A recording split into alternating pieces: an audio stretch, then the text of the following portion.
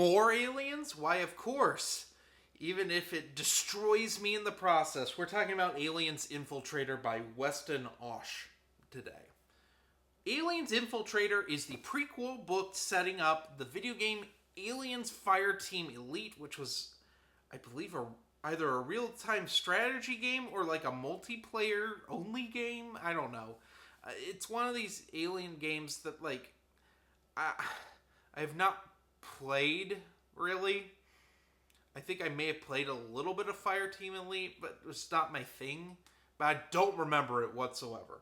So this establishes one of the early levels of Fireteam Elite. It deals with a group of scientists that are working on a Weyland-Yutani base that are experimenting with black goo on various creatures, including xenomorphs. There's an outbreak, and chaos ensues.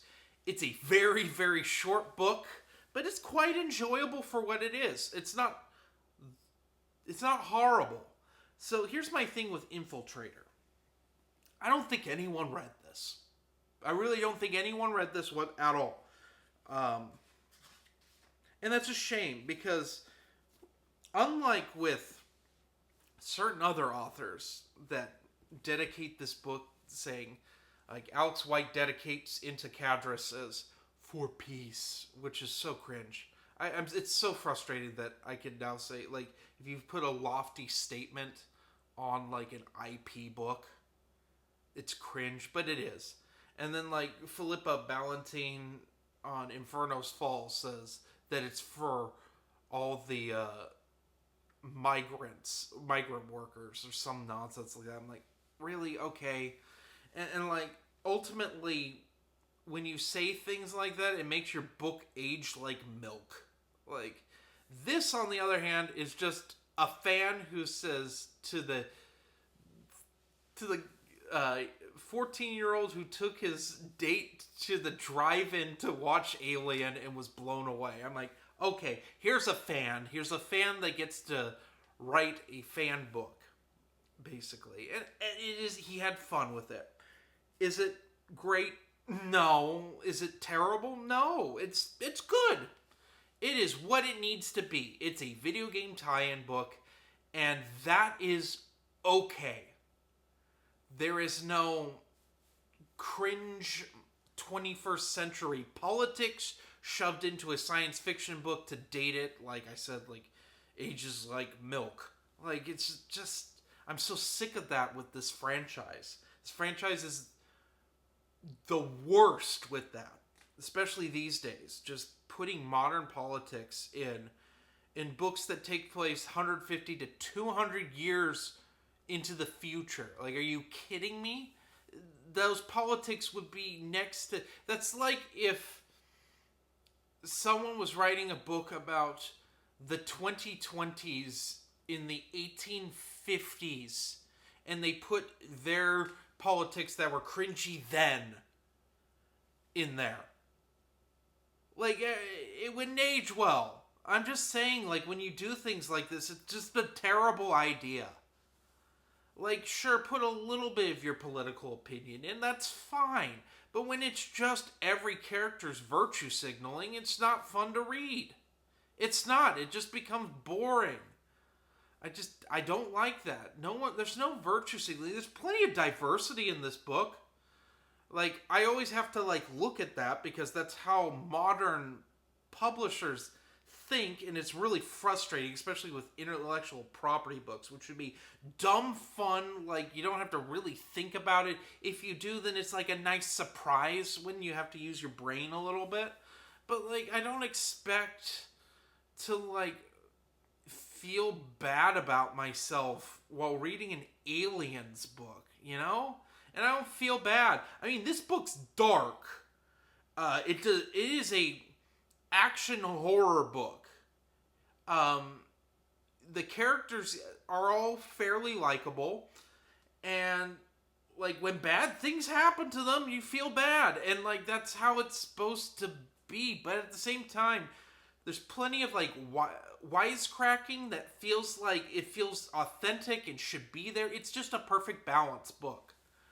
The only thing like that really holds it back is that it is setting up a multiplayer video game, right? And that's like the crutch. Like there, we know what's going to happen to these people going in. You know, it's not going to be pretty. But the author does the best that he can, really, and I'm okay with that. I'm okay with that. I have read far worse alien books in the last few years. Heck, like the last 10 years at this rate. Like, this, I think, might be kind of a hidden gem for people. I would recommend this one. Is it as good as, like, some of the other stuff I've read from the Aliens IP? No, but, like, honestly, I take it over both of, like, Alex White's books, Prototype, Sea of Sorrows, River of Pain, Out of the Shadows. Like, I'd take it over all of those. But it's not good. It's no phalanx, you know. Very few things can be phalanx. I would read another Weston Osh alien book. I would. That's like my thing now with like a lot of these alien books is, would I read a sequel? Would I give it a try? I definitely would look forward to another one from this author. Will we get one? I don't know. I don't know how well this sold. It can't have sold very well. I will say this about the book. Like with almost all the Alien books, there's something wrong with Titan Books editorial. And I'm not talking about, like, political stuff, because that's whatever. That's just the industry norm at this point. I'm talking weird continuity issues within the continuity of its own story. I talked about this in Prototype, because that's when I first noticed it. But every single one of these books, even the good ones, will have a minor, like, screw up. And it's just left in. And thankfully, Xenopedia exists to catalog all the mess ups. But this one has some weird ones. I'll just name the big one. One of the characters is said to have grown up on LV-223 in like a slum. Well, that's well and good, except for no humans lived on LV-223. LV-223 is the planet from Prometheus. And if you read Fire and Stone and Life and Death, which had all come out before this, no one's there now. Like, that doesn't make any sense. Like, that's just wacky. Yes, there were a handful of people in Fire and Stone that are marooned there, but that's a horrible nightmare place with engineers and xenomorphs, and eventually a Yautja, too. It wasn't like a slum, it was a nasty black goo jungle. Like, that's just a mess up. It's like a one-off thing, but it threw me off. I'm like, I know LV-223.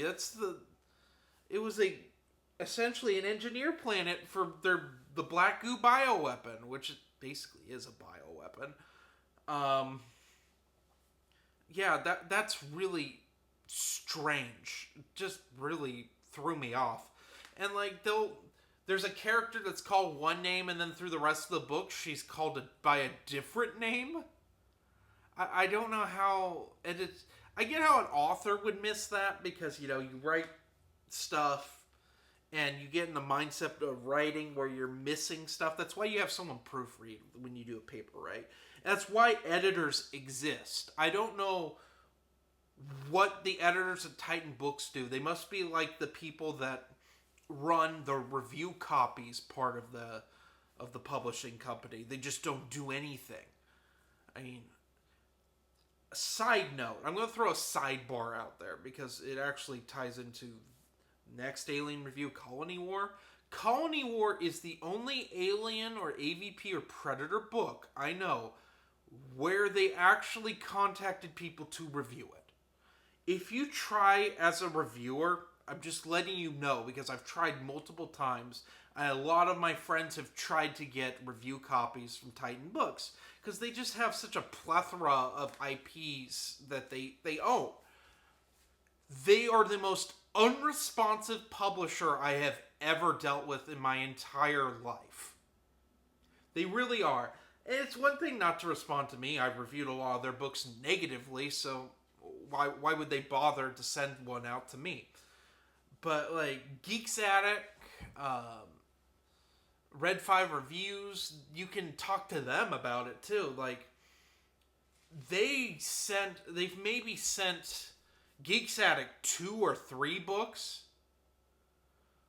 Like I don't know. Like some publishers are really on the ball with sending review copies. Titan Books is not one of them. So when you see me reviewing Alien stuff, I typically bought it myself or it was gifted to me. I bought this one. I remember when it came out, I was pretty excited for it. I was like, oh, that's interesting. It's an Aliens book. I guess we're going back to Aliens instead of Alien. But, I mean, they just use them interchangeably at this point. I've heard that... one more thing before I give my rating. I've heard that they differentiate Alien is the horror stuff. Aliens is the action stuff. I don't agree with that. This is a perfect blend of horror and action. Into Cadris, I would argue, is more action than horror. And that's Alien. Same with Cold War. Both Alex White's books I consider more action-oriented than horror. I mean, shocking things happen in those, but it's more action. Same with, like, River of Pain. That's an action book. Like, I don't know. It's just weird. I guess it depends on what the author wants to name their book, which is fine. It doesn't really matter in the grand scheme of things. So what would I rank this? I give it a solid 4 out of 5. It's well worth your time to check out. It's one of the better ones of the 2020s. So anyway, have a nice day.